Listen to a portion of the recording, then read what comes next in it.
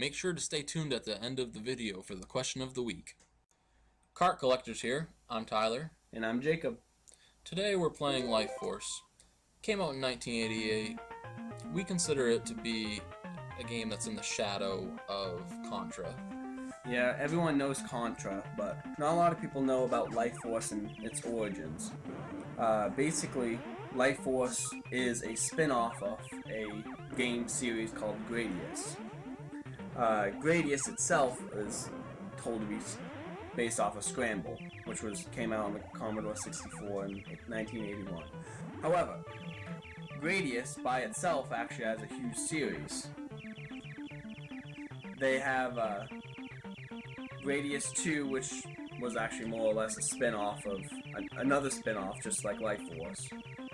And then they also have Gradius 2 with Roman numerals, which is actually the official sequel. And then they also have Gradius 3, Gradius 4, and even Gradius 5.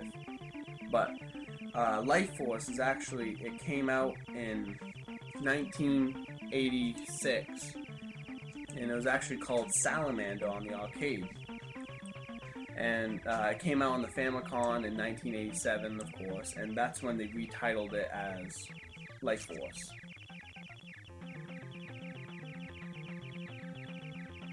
Alright, it's time for the first boss. He's emerging from the walls here. He's kind of going chameleon on us, or reverse chameleon.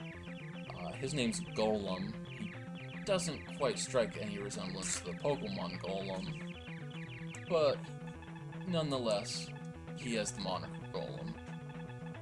Basically just a floating brain with arms, and the goal is to shoot at the eyeball. Yeah, he's basically probably one of the easiest bosses in Life Force, which makes sense, it's the first level. Alright, so now we're on to level 2, and you'll probably notice something. We're going vertically now. Nice change of pace. Yeah, and in this there's all kinds of power-ups, like you'd expect from a game. There's missiles, ripple lasers, plutonic lasers, and an option which is basically like a little helper that kind of stands on your sides and helps shoots enemies. And there's also a force field which, as you can kind of guess, will protect you from hits. This part right here is pretty fun.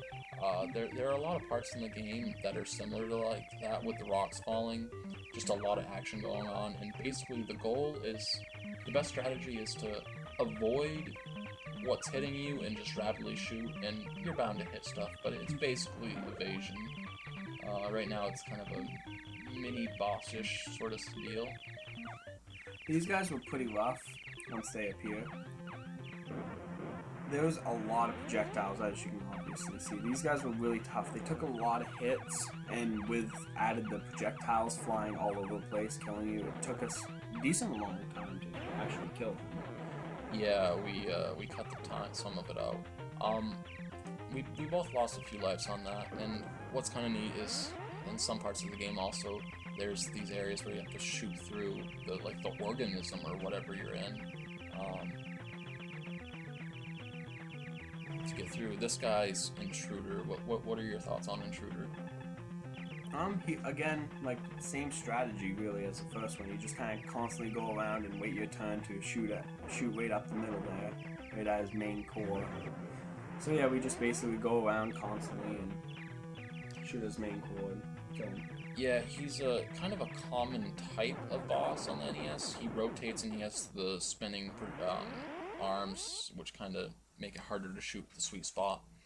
So level 3, we're back to horizontal this time. What's really nice about Life Force is it keeps it fresh by alternating levels. You'll have a horizontal auto-scroll and then a vertical auto-scroll, so it doesn't become repetitive, and it just keeps the game interesting.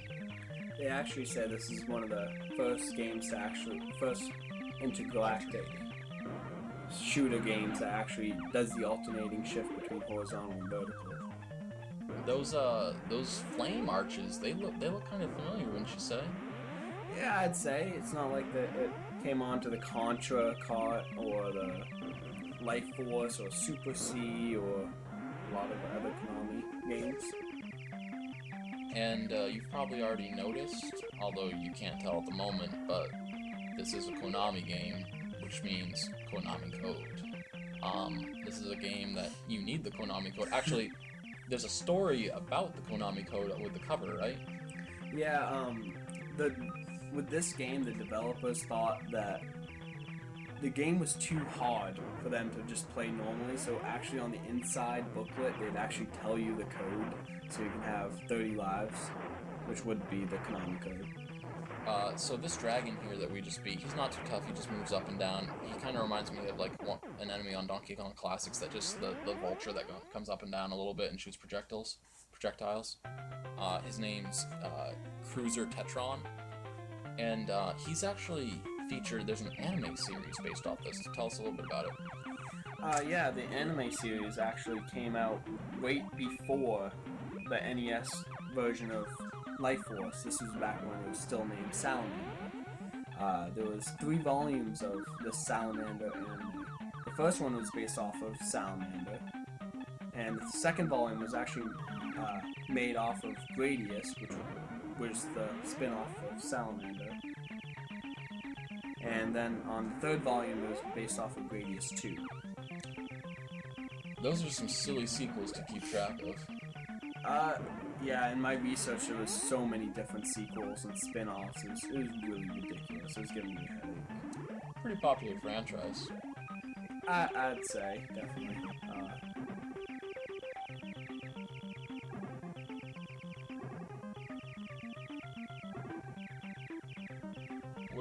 We're a ways into level 4, and these just vines or arteries just keep popping out, and these round things keep spurting out. You can make your own interpretations of that. Coming up on the next boss here, what's this boss's name coming up here? I believe his name was Giga. We're not quite there yet. We're actually crossing his spinal cord and an overview of his ribs. It's pretty intense. Yeah, we lost a lot of lives in this place. Yeah, it looks like clinging toenails, but they're not really toenails. At least, I don't think they are. Alright, it's just about time. Alright, we're at his face. Basically, this guy, you have to shoot his eyeballs when they come out. And they come out quite often, and that's when you really want to start shooting them. Yeah, you gotta wait a little while, but once they come out, if I remember right, they stay out, and you can shoot him and his eyeballs until he's destroyed. Jacob's destroyed him. One neat thing actually was about the ships. The ship that Tyler's actually currently driving was actually called the Vic Viper, which is the blue ship, and Jacob's driving the yellow ship. And what's that one called? It's called the Lord British, but it's also nicknamed the Road British. What's the background story on that? Well, the Vic Viper was actually the ship that was made in Gradius, the Gradius universe, but the Road British was actually created in Salamander, well, Life Force. And a lot of remakes of Salamander and Gradius and all those actually incorporated the Road British within the whole universe. So there's a lot going on with these series and how they're intertwined and connected with each other. It's kind of hard to keep up with. It'll make your head spin. And basically all that matters is it's a great series of games. It really is. They're considered one of the best space shooter series out there. And there were a lot coming. That was Atari's claim to fame. Speaking of other games, space shooters, they actually came out with a game called Nemesis, which is again in the Gradius universe, but they're actually for portable game consoles, like the Game Boy. And then a sequel was Gradius: The Interstellar Assault, but that was considered Nemesis 2. The funny thing is then they had another one called Gradius Neo, and it was related to Nemesis in a way that was supposed to be 2,000 years in the future. Alright, so next up is the level 5 boss. I'm not sure how to pronounce his name, so I'm gonna let you tell. Tutankhamun attack. It's basically a 18-letter name, and it's all one word, and it looks like it needs to be 3 different words. Basically, not a big deal. Avoid his rotating protection shield, and just shoot him when you can. Alright, now we're entering level 6. This is actually the final level. Now, I have a question. What's more confusing, following the Zelda timeline and series, or this timeline and series, and how each series is intertwined? Probably following the Zelda timeline series is a lot more complicated, because with the Salamander series and all that fun stuff, there's actually the main series, which is the Gradius series, and then there's a Salamander, and then there's Salamander 2. Then also there's a spin-off called the Nemesis spin-off. Then there's also another spin-off called the Paradius series and the Automedius series that also was a spin-off of the Gradius series. And it's not horribly complicated. There's just a lot of branches that are all linked in the same universe. While the Zelda whole franchise is so screwed up. It's not It's funny. just the creator doesn't even know. It's just a big issue with prequels and sequels and prequels to prequels and alternate linear timelines with prequels on those. With the same characters. With the same characters, but yet they're different individual links. But this isn't a Zelda video. This is a Life Force video, and I have to tell you, the control on Life Force is fantastic. Salamander video. Oh, sorry, Salamander video. Graphics are good, the music's good, and tell you what, final boss.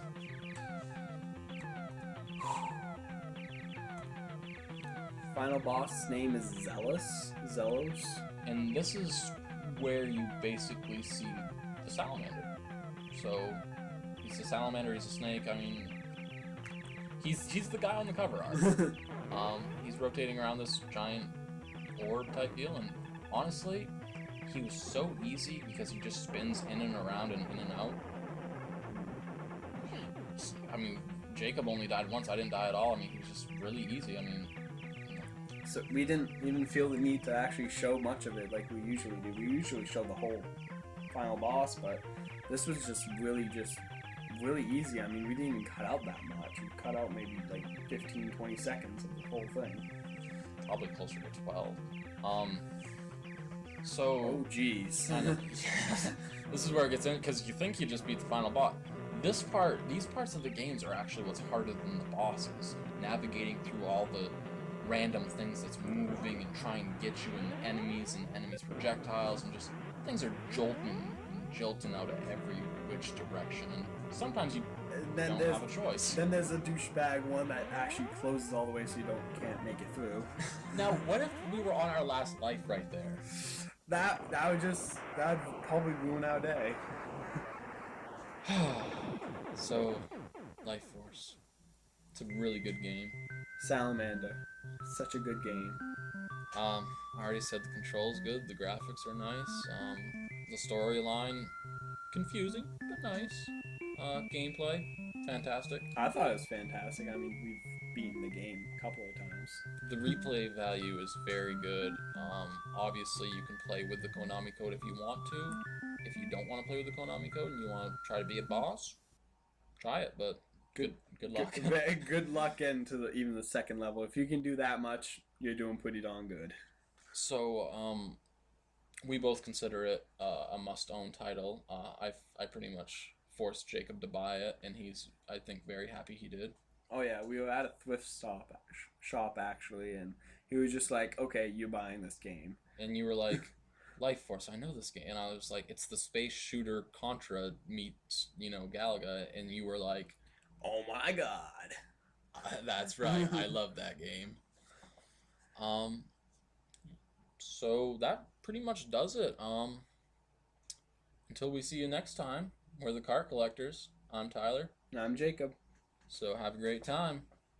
See ya. Comment, like, and subscribe. So the question of the week is, if you could be any Pokemon, which Pokemon would you be and why? Or which Pokemon would you least like to be and why? So go ahead and leave your comments down in the sections below, and we're excited to see what you say, and sayonara. See ya.